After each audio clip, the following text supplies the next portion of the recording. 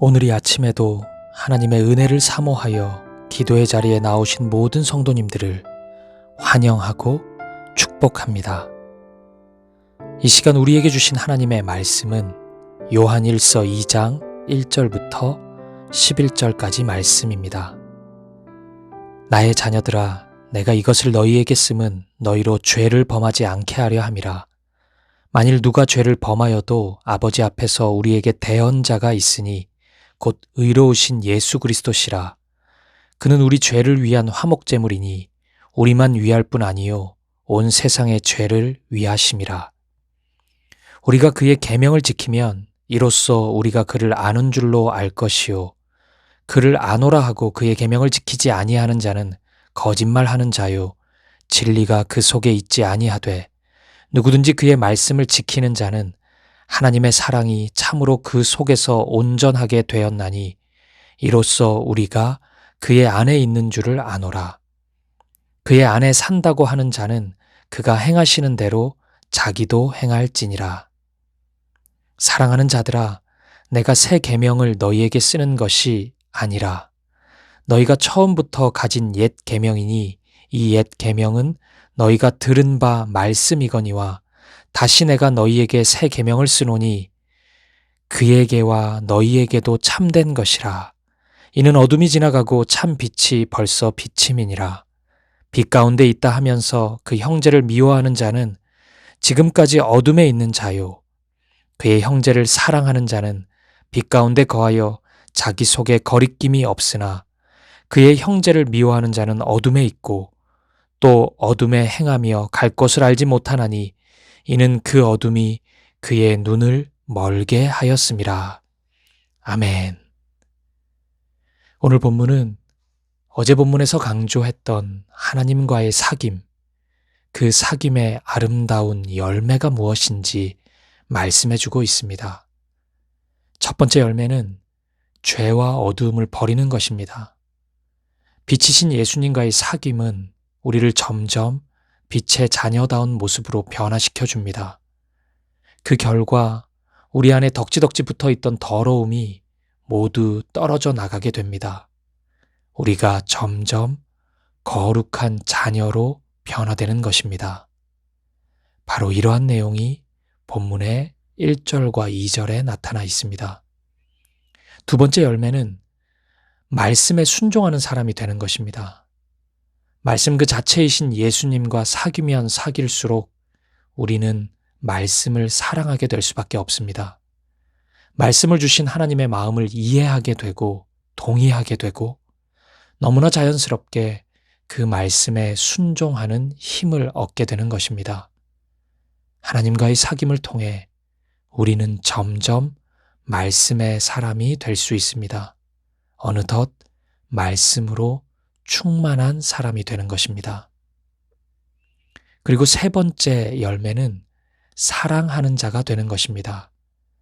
사랑이신 하나님과의 사귐은 하나님의 사랑을 받고 누릴 수 있는 엄청난 선물입니다. 그런데 우리에게 허락된 하나님의 사랑은 받는 것에서 머물지 않고 반드시 형제와 자매를 향해, 이웃을 향해, 원수에게까지도 흘러가게 됩니다. 하나님의 사랑의 성격이 그러하기 때문입니다. 사실 사귐이라는 헬라어 단어 코이노니아는 하나님의 존재를 설명할 때 사용되는 단어입니다. 이런 것입니다. 하나님은 삼위일체로 존재하는 분이십니다. 삼위, 성부, 성자, 성령으로 존재하십니다. 이 각각은 전혀 다른 인격, 위격을 가지고 계십니다. 철저히 구별된다는 것입니다. 그러면 하나님은 세 분이시냐? 그렇지 않습니다. 성경은 하나님은 오직 한 분이라고 말씀하십니다. 이렇게 삼위일체로 존재하시는 하나님은 동시에 사랑의 코이노니아, 사귐으로 존재하십니다. 성부와 성자가 사랑의 사귐을 이루시고 성자와 성령, 또 성부와 성령이 사랑의 사귐을 이루어 가십니다. 이것이 바로 사랑이신 하나님의 독특한 존재 모습입니다. 그리고 이 사귐의 열매인 사랑은 언제나 밖으로 흘러가는 성격을 가지고 있습니다. 성부의 사랑이 성자를 이용한 이기적인 사랑이 될 수 없습니다. 성부를 향한 성자의 순종의 사랑도 그렇습니다. 어떤 경우라도 자기 자신의 유익과 만족을 위한 성격이 나타날 수 없습니다. 성부와 성자를 향한 성령의 사랑도 마찬가지입니다. 성령께서는 마치 거룩한 수줍음을 띠면서 자신을 숨기시고 오직 성부와 성자만을 드러내십니다. 하나님의 사랑의 성격이 그러합니다. 하나님의 사랑은 안으로 향하지 않고 언제나 발산적인 성격을 가지기 때문입니다. 따라서 하나님으로부터 사랑을 받는 우리도 사랑을 받는 것에서 끝나지 않고 그 사랑을 누군가에게 흘려보내게 됩니다. 사랑의 성격이 그러하기 때문입니다. 이것이 바로 사귐을 말씀한 요한이 그 사귐의 열매로 사랑을 강조하는 이유입니다. 발산하는 하나님의 사랑, 그 사랑을 받은 우리가 어찌 형제를 미워할 수 있겠습니까? 어찌 이웃을 미워할 수 있겠습니까? 도저히 그런 일은 있을 수 없는 것입니다. 사랑하는 여러분, 하나님과의 사귐의 열매는 이토록 아름답습니다. 우리를 거룩한 자녀가 되게 하시고 말씀의 사람이 되게 하십니다. 그리고 사랑으로 충만한 존재가 되게 하십니다. 사랑하는 여러분, 오늘 여러분의 삶에는, 저와 여러분, 우리의 삶에는 이런 열매가 나타나고 있습니까? 우리는 시간이 흐를수록 더욱 거룩해지고 있습니까? 더욱 말씀과 가까워지고 말씀에 순종하는 사람이 되고 있습니까?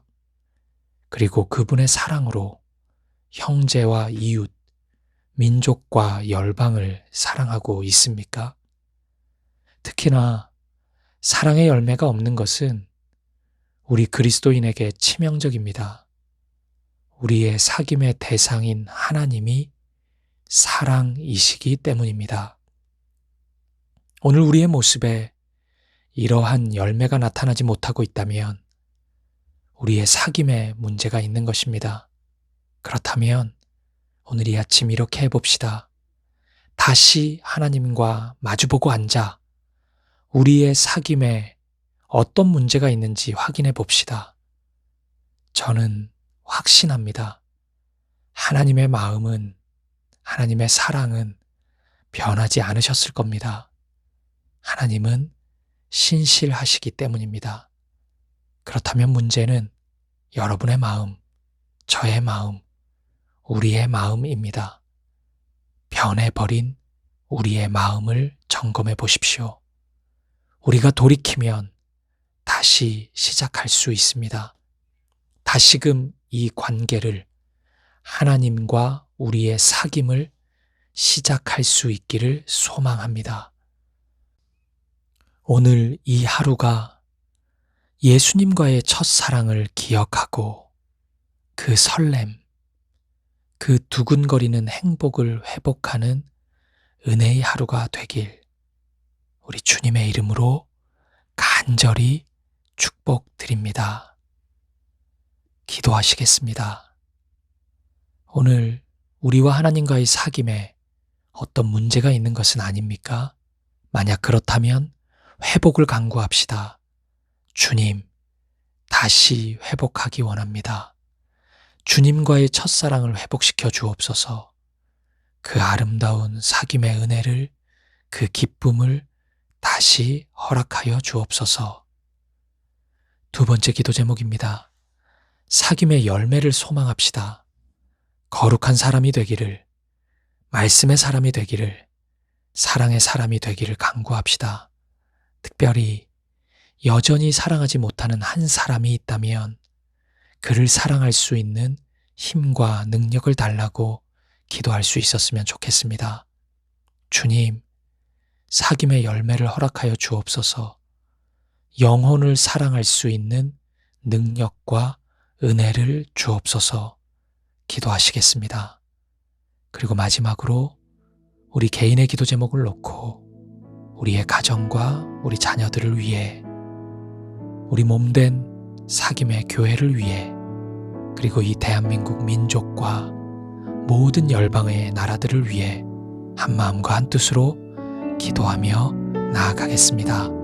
함께 기도하시겠습니다.